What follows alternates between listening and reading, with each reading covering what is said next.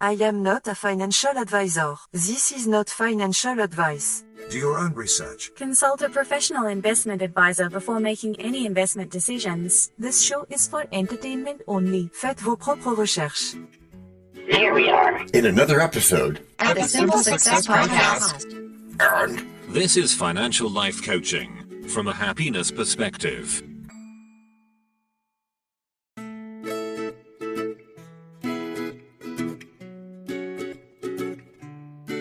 Previously on Simple Success. A fine morning it is to ponder upon the curves of life, but I must confess, I'm bewildered about this yield curve you keep expounding upon. Ah, Doubting Thomas, a hearty greeting indeed. And now, just like with a previously on thing on TV, we take you directly to this week's episode. DT, my extremely young friend, have you pondered the roadmap to your golden years? Retirement isn't merely an end, you know, it's a beginning. Though it's a bit way off for you.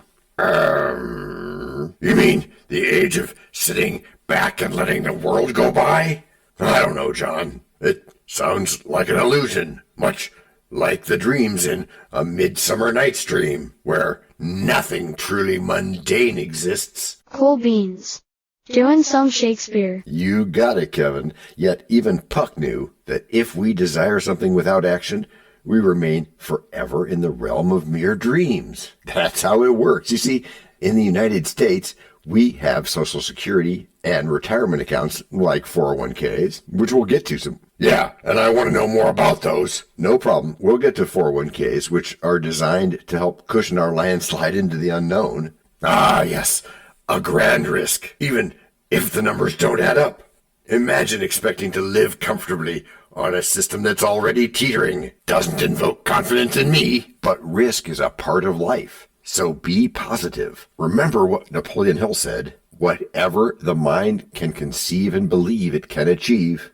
So with the right strategies, like building multiple income streams, for instance, you can create your financial fortress. Fortress indeed, but haven't you heard of the Canadian pension plan? They seem to have it a bit more organized, don't you think? What if I find myself outmatched in a game with no rules? Organized, truly. Canada has its Registered Retirement Savings Plan, or RRSP, which is pretty much of a marvel. Yet the beauty is in how all of these systems inspire you to actively contribute to navigate the complexities of finance. Much like the French savoir-faire. Appreciate the pronunciation help there, Lee. So, John, what? Should I rely on the whims of others? Suppose that place is as unpredictable as a Shakespearean plot twist. As to my place? Yeah, John, consider Europe. They have varied systems, and some countries have hefty taxation. What makes you think the U.S. is any different?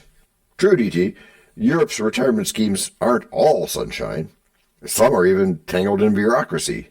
But there's some gems, for example, Germany's Reichswehr pension, which allows for state subsidies and a partnership between the government and its citizens.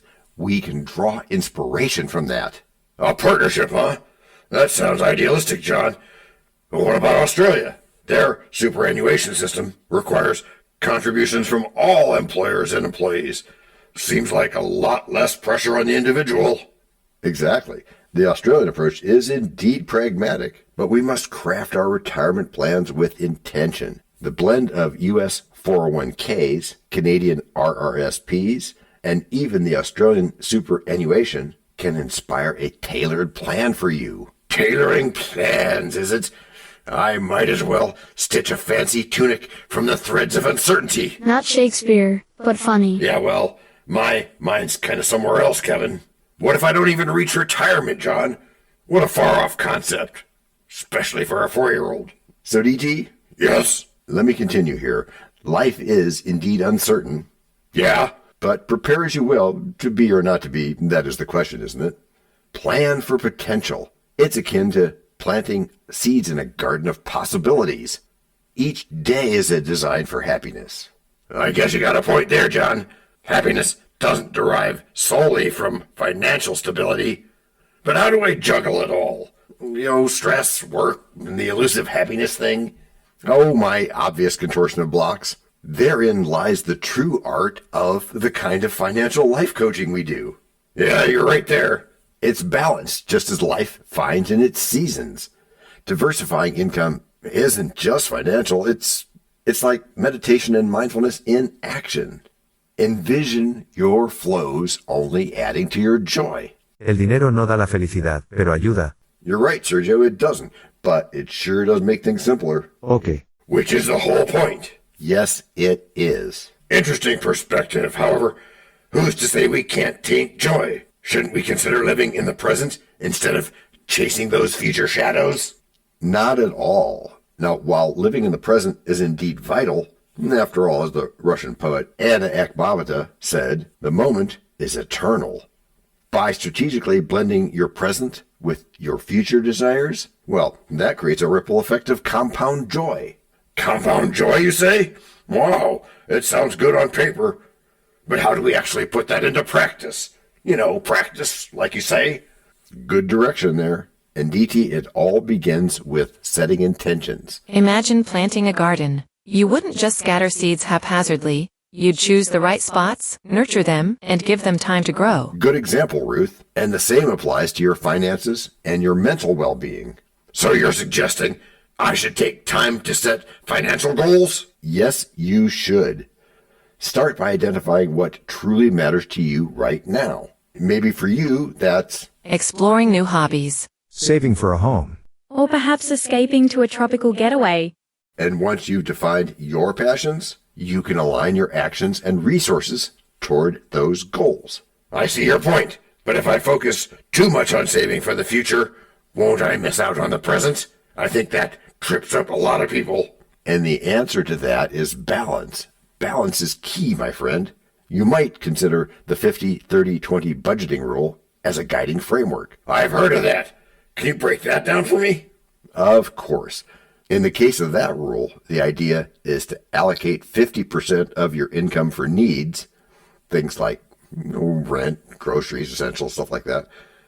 Then 30% goes towards your wants, your hobbies, dining out, other pleasures. And finally, that last 20% should actually be the first 20% because it should be saved or invested.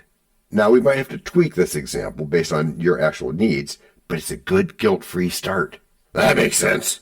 It's a way to ensure I'm not depriving myself while still planning for the future. Yep. he said thoughtfully. Because remember, the aim is to create a life that feels full and balanced. By allocating a portion of your finances to enjoy the little things now, while also setting aside savings for future goals, you cultivate both short-term satisfaction and long-term security, immediate gratification and delayed gratification, both.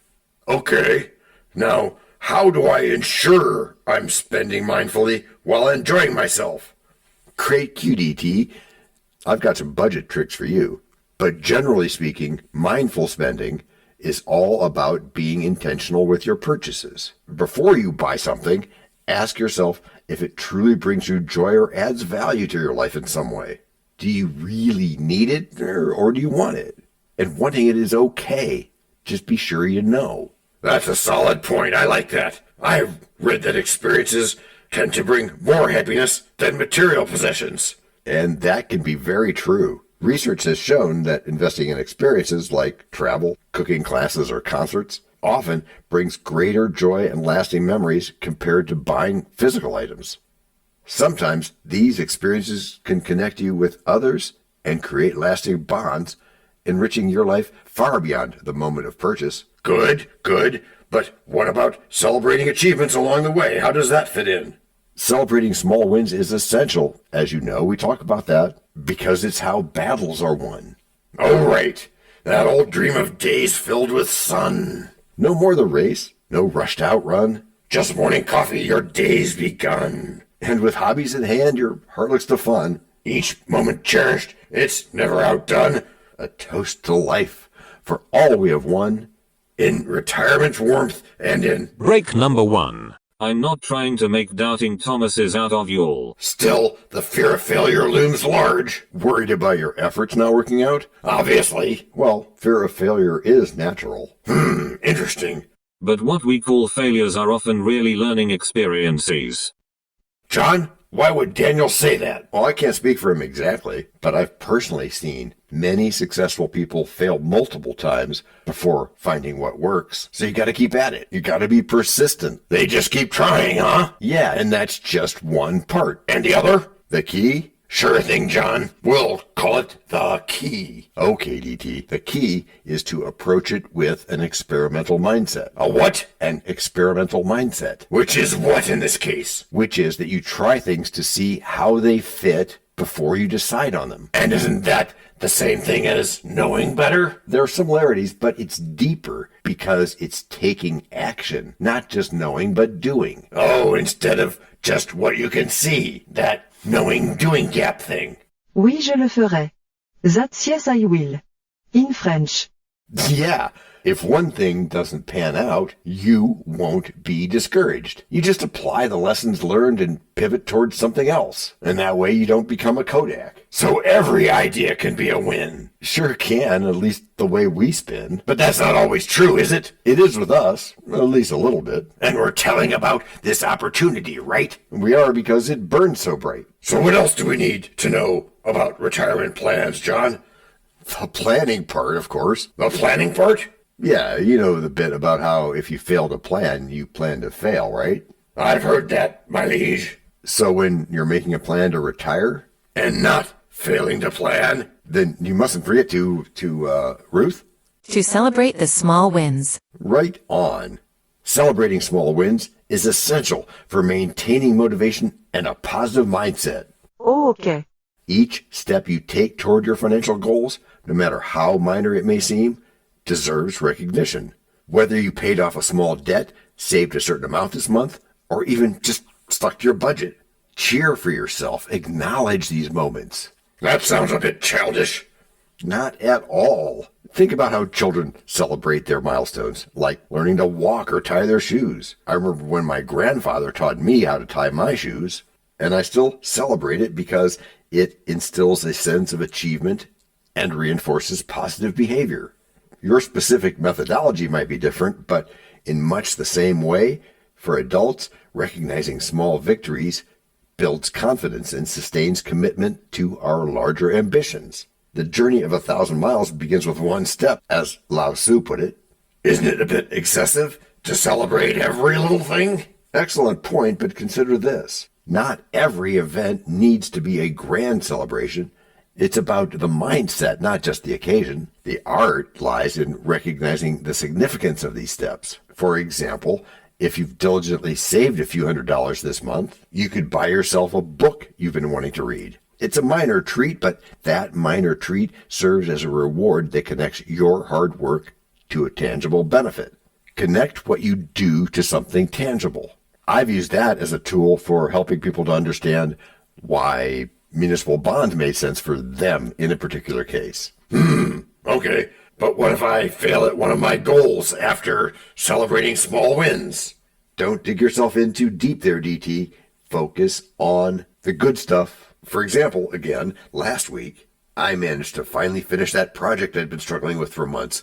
It's like climbing a mountain. But when I reached the top, I had this overwhelming sense of accomplishment. Really? Is finishing one project worth celebrating? I mean, what's the big deal?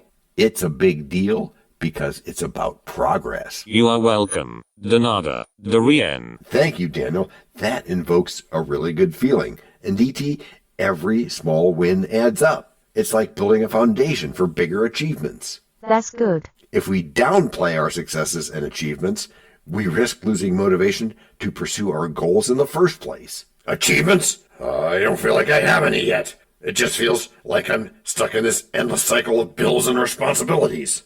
I understand that, but let's shift our perspective. When I say small wins, focus on the wins part. They don't have to be monumental. Did you save a bit more than last week? Maybe you finally tackled that long-standing project? Those are wins worth celebrating. Make yourself feel good so you do it again.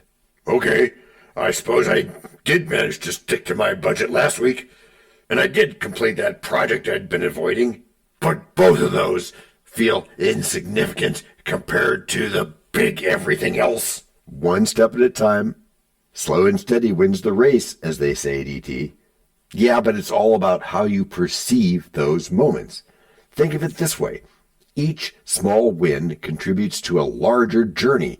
If you didn't celebrate those little victories, how would you know how far you've come? You might have a point there.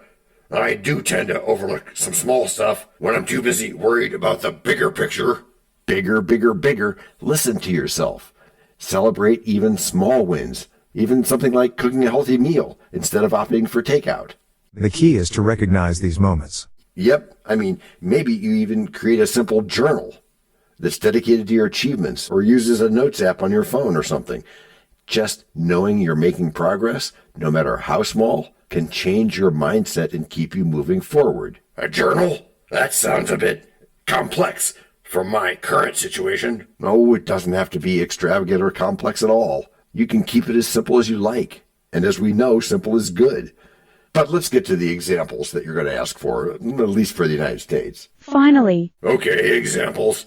Like starting earlier, maybe not when there are only 4 like me. Any time is the right time, DT, my friend. You know the old saying that the best time to start planning for retirement was yesterday? The second time is today? Yeah, that Chinese proverb you said, right? Yeah, that's the one. So consider the power of compounding interest. Like planting a seed, it can flourish with time and be a big MSI, a big part of your plan. Yeah, John, you sound like a financial bard. But tell me, why should I care about retirement planning when I'm still young? Why not live in the moment, as is said? To be or not to be, as you said. Perhaps it's better to just exist without a care. But then again, Shakespeare proves my point. But listen, it's not just about existing. It's about living freely. Imagine A hen. I'm imagining using my mind's eye and all, since I have one. Imagine that you want to retire at 65. By starting a retirement plan now, when you're 4, you can create a huge safety net and not ever worry about it. The earlier you contribute to something like a 401k or an IRA or one of the various other options, the more time your money has to grow. Okay, so, John, what about this? What if I don't want a corporate job forever? Why not focus on multiple income streams instead and enjoy life? Or better yet, do both. You know, enjoying life doesn't have to conflict with planning for the future. Think of it like a balance. Dare I say a tango. You can savor your youth while planting seeds for tomorrow. Plus, when you're older, it'll be wonderful to travel or volunteer or whatever without worrying about your finances. I suppose I'd have to live paycheck to paycheck when I'm older, like a modern-day Scrooge. All right, I see the merits. A little foresight could meaning life without financial shackles when I'm older. But I'll still live in the moment, too. C'est la vie. That's the spirit, my young friend. Balance, balance, balance. For now, let's toast to the quiet of the morning, when the world feels brand new. Yeah, with time for the things that you long to pursue. And days filled with laughter with friends and a crew. Sipping coffee together with skies ever blue. The joy of each moment as you've saved right on cue. It's retirement's magic and... Break number 2. We know a lot about you already because we know ourselves. For example, we know that you know how to listen to our podcast. We also know that you probably know how to subscribe. So as soon as you're done with that, tell us your story. We have ways you can contact us. It involves a special link where you can leave us a message. We may have an email address for you as well in the future, and we'll let you know if that happens. The reason for subscribing? I thought you'd never ask. When you subscribe, you automatically download all future episodes of that podcast. It just happens in your player without you having to go search again. How cool is that? This means better rankings for the podcast, more attention from advertisers, and more money. And this means more and better stuff for you. So your motivation is simple and easy. Subscribe today, whatever app and from whatever place you like. And don't just try to subscribe. There is no try. There is only do. We're changing the way we look at things, and remember, that's good. Eso es buenísimo. Also remember, this is financial life coaching from a happiness perspective. Coaching happiness. Our call to action is right in the show notes. Find it, and you win too. Can I sample that? Por supuesto. Of course. Just simple it. Please make sure your seatbelts are fastened and your tray tables are in their upright position. And make sure simple is a verb like Google is a verb. 我们回来了. That's we are back. In Chinese. We are back, you know, back to confirm how we're going to navigate this lifelong trail. And you know what it just said, DT? Life is but a walking shadow, a brief moment of eclipsing eternity. Oh, perhaps it's best to plan for our latter days while basking in the sunshine. Come back, John. I think you're focusing on an illusion again. Sorry, we were talking about retirement plans. Yeah, retirement plans. Hey, do they even make sense in this volatile world? He said doubtfully. I mean, really, you expect me to believe in multiple streams of income, which I'm coming to, but when the tides of fortune change as often as a player in a Shakespearean play, then what? A fair point, but consider what we think we become. Planning is not about playing the lottery, you know. It's about crafting a symphony of financial harmony. But I'm just a young'un, John. The only symphony I know is a cacophony of gig economy projects. You talk of harmony, yet isn't life more like a chaotic scramble? What's your so-called simple solution this time? Simple indeed. And again, we break it down. Start by consolidating your assets and ensuring you're maximizing the returns on your capital. Think of your money in your future as being the same place where your heart is. Là où le cœur est. That's a solid foundation. You paint a rosy picture, my friend, but isn't there peril lurking in every corner, like a Shakespearean tragedy waiting to unfold? Dear DT, therein lies the beauty of diversification. In investments, as in life, variety is the spice. Balance is key, not going off to one or the other extreme. For example, you can put in some stable bonds while adding a zest of equities for growth, seasoned with a pinch of alternative income streams like rental properties and passive ventures. Not to mention other MSIs. Okay, all right. So you're suggesting that we build this wall of wealth together? A fortress of financial security provided by many towers? Precisely. Not unlike the Turabian edifice of life strategies, each stream of income contributes to your financial moat. And we're not forgetting emergency funds either, which the Spanish call Fondo de Emergencia. After all, we always need a plan B or a plan C, you know. Huh, I see you've sprinkled in some multicultural wisdom. But I want to make this reality, and it seems like a lot of work for someone just starting out. It might seem like a lot of work, DT, but the journey of 1,000 miles begins with just one step, you know. You can craft a budget, saving diligently while you learn strategies, or somehow use technology to automate saving. There's no shortage of resources when you look. It's like finding a four-leaf clover. The only way you can't find one is to stop looking. So you're saying I should start simply, nurture my knowledge, and expand from there? Well, that sounds kind of actionable. That is a good starting place, DT. As in life, the cornerstone of happiness lies in positivity. So we focus on opportunity instead of fear. Set clear, attainable goals. Create a vision board, if that helps. La vida es un sueño, remember. Life is a dream. So make it a dream worth chasing. And I suppose with a little faith, I can do that. I can embark upon this path. But one last thing. What if I fail? I hope you do. Huh? Because if you did, it would mean that you tried. And fortune favors the bold. Not only that, but failure is often a valuable lesson, not a sign of defeat. Perspective, perspective, perspective, and resilience is the baseline of success. Baseline? That was a bell, not a bass guitar. Just saying. Yeah, right. I'll speak to the sound designer about that one.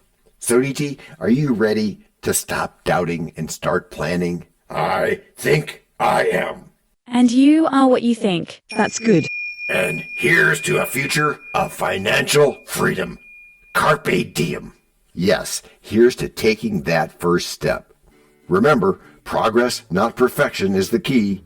Celebrate small victories along the way. Which is how you've all gotten good. Gracias por escuchar. Salut. À la prochaine. No robots were harmed in the making of this podcast. This podcast and our other podcast are productions of Little Red Hen Industries. Part of the Sonic Boom Network, where we do the hard work for you. And Rishi helps our hen bake the bread by giving credit to these great people. Techno King, John Brandy. That's me. Alter Ego, Doubting Thomas. And that's me. Fact Checker, Napoleon Bonaparte. Social Manager, Abraham Lincoln. Always on the internet's inner tubes whatever. Media Expert, Augustus Caesar. Psychologist, William James. Sound Designer, Les Paul. Thank you for inventing multitrack.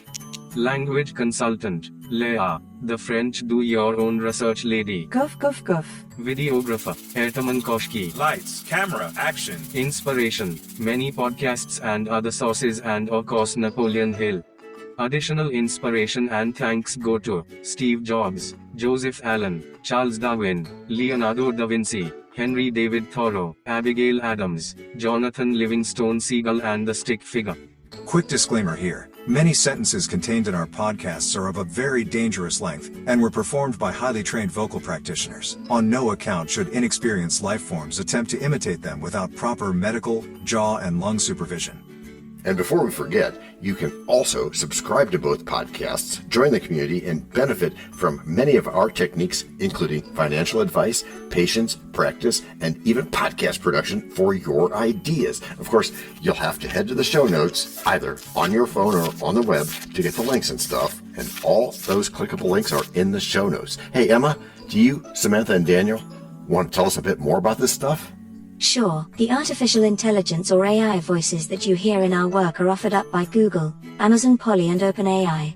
They don't sponsor us yet, but we love what they do and we just love what AI can do when lovingly crafted. Finally, you can find us through our network. We happily consider guests and consider guesting on other people's shows. That sounds like a really old school computer voice. I'll call it Zarvox. It's definitely not Samantha, or any other modern AI. Yeah, I'm not feeling well today. Our music comes from Cube by Ben Sound and from Piano Background by Nick Simonados. Thanks also to AI MuseNet, Suno.ai, Udio.com, Phrase.io, 11 Labs, and Ace Studios. The sound effect credits go to Jackson Academy Ashmore, Canoe CG, Dr. Jekyll, Joe Payne, Everything South, MK Play More Stories, ERH, Sand Emotious, Big Pickle 51, and Just Kidding. Yes, that's his or her name. All on freesound.org. Also, languages are the bomb. Paul.